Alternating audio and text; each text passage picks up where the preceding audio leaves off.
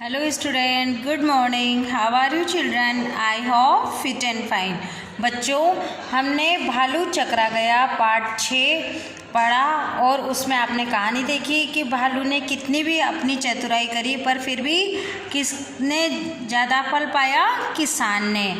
और आपने ये चैप्टर पढ़ा होगा तो आप सब समझ ही गए होंगे कि कैसे भालू ने किसान की फसल के लिए पहले बोला कि मुझे ज़मीन के नीचे का हिस्सा चाहिए, दूसरी बार बोला मुझे ज़मीन के ऊपर का हिस्सा चाहिए और तीसरी बार बोला मुझे नीचे ज़मीन के हिस्से और आसमान जो ऊपर का हिस्सा है वो ऊपर का हिस्सा चाहिए, यानी कि जो ज़मीन से ऊपर रहता है उससे भी ऊपर का हिस्सा चाहिए।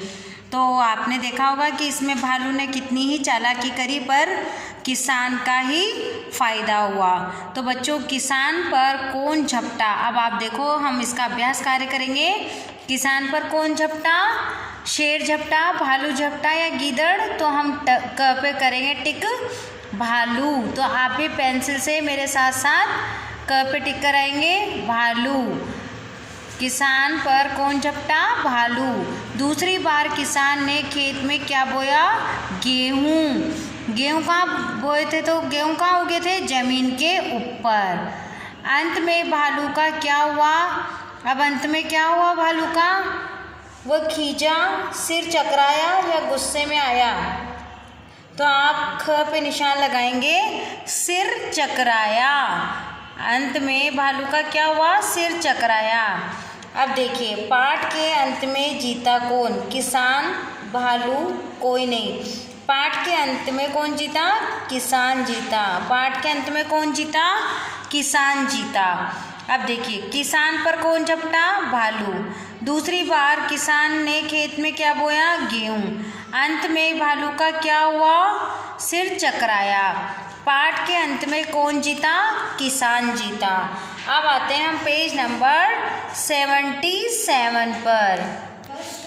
मुझे क्यों मारते हो? ये शब्द किसने कहे थे और किससे कहे थे? तो बताओ, किसने कहा मुझे क्यों मारते हो? ये किसने कहा बच्चों? किसान ने कहा। जब किसान पर भालू झपटा तो क्या कहा उसने? मुझे क्यों मारते हो? ज़मीन के ऊपर की फसल मेरी और नीचे की तुम्हारी, ये किसने कहा? भालू ने कहा। जो कहोगे वही खिलाऊंगा, ये किसने कहा? किसान ने कहा। जब किसान खेती कर रहा था तो एक भालू आकर उस पर झपटा और उसे मारने लगा तो किसान ने कहा था मुझे क्यों मारते हो? इसलिए हम यहाँ लिखेंगे किसान ने कहा। फिर किसान ने कहा जो कहोगे वही खिलाऊंगा।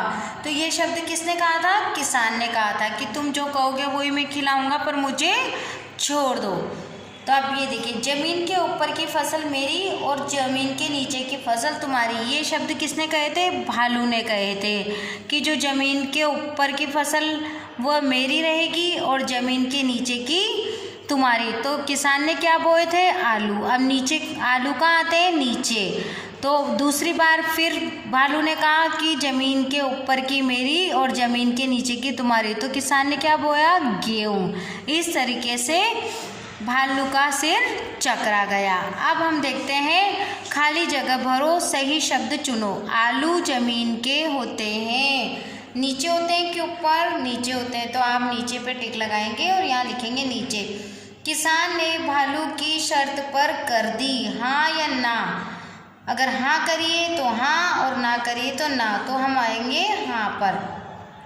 अंत में किसान को मिले, अंत में किसान को क्या मिले? सुनहरी गेहूँ मिले या रस भरे गन्ने मिले? तो हम क्या लिखेंगे? रस भरे गन्ने। अब आते हैं बच्चों, देखो, समझो और लिखो। एक और अनेक। एक और अनेक पेज नंबर 77 पर। खेत। अब खेत क्या है? एक है और खेतों क्या है? अनेक है। हिस्सा, हिस्से। आलू, आलुओं। फसल, फसलें। गन्ना, गन्ने। हाथ, हाथों। अब खेल है एक, खेतों। अब खेत है बच्चों, सॉरी, खेत है यहाँ पर, तो क्या लिखेंगे हम? खेतों। हिस्सा, हिस्से। आलू, आलुओं। फसल, फसलें। गन्ना, गन्ने। हाथ हाथों। अब देखिए आप वाक्य बनाइए। अब आपका ये होमवर्क आता है, वाक्य बनाओ। वाक्य किसको बनाने रहते हैं? आपको बनाने रहते हैं। और ये सब एक्सरसाइज मेरे साथ साथ फिल कर रहे हैं ना आप बुक में। किसान। अब बच्चों किसान से लेके आप कुछ भी वाक्य बना सकते हो। किसान खेती करता है। भालू काले रंग का होता है और सफ़ेद रंग का होता है। या भालू किसान पर झपटा। गेहूँ का आटा बनता है, उस आटे से रोटी बनती है। या आप लिखते हो गेहूँ खेती में उगाया जाता है या खेत में उगता है। गन्ना मीठा और रस भरा होता है। और या फिर आप लिख सकते हो गन्ने का रस मुझे अच्छा लगता है या गन्ने से गुड़ बनता है। इस तरीके से आप वाक्य बना सकते हैं। अब आप पेज टर्न करेंगे। Turn your page number 78। किसान का क्या है? खेत है। रस भरे गन्ने। चमकीली गेहूँ। भालू की शर्त। अब देखो किसान का क्या था? खेत था। रस भरे कैसे थे? गन्ने थे। चमकीली क्या है? गेहूँ है। और भालू की क्या थी? शर्त थी कि जो भी तुम्हें खेती में होगा वो मुझे देना पड़ेगा। कभी कहता था वो नीचे का हिस्सा, कभी कहता था ऊपर का हिस्सा, इस तरीके से। अब बच्चों एक था भालू, इसको आप उदाहरण के अनुसार वाक्य को बदलो। अब देखो एक भालू था, एक था भालू का क्या करेंगे हम? एक भालू था। एक थी लड़की, एक लड़की थी। एक थी लड़की, एक लड़की थी। एक था डॉक्टर, एक डॉक्टर था। तो क्या हो गया यहाँ पे? ये सेंटेंस हमने बदल के लिखे हैं। एक थी लड़की को एक लड़की थी। एक डॉक्टर था। भालू का शर, चमकीली गेहूँ, रस भरे गन्ने, किसान खेत। तो बच्चों ये हो गया आपके अभ्यास कार्य पाठ 6 का। और अब हम कल की वीडियो में आप तैयार रहना। कल की वीडियो में हम क्वेश्चन आंसर करवाएंगे। पाठ 6 के प्रश्न उत्तर करवाने आपको।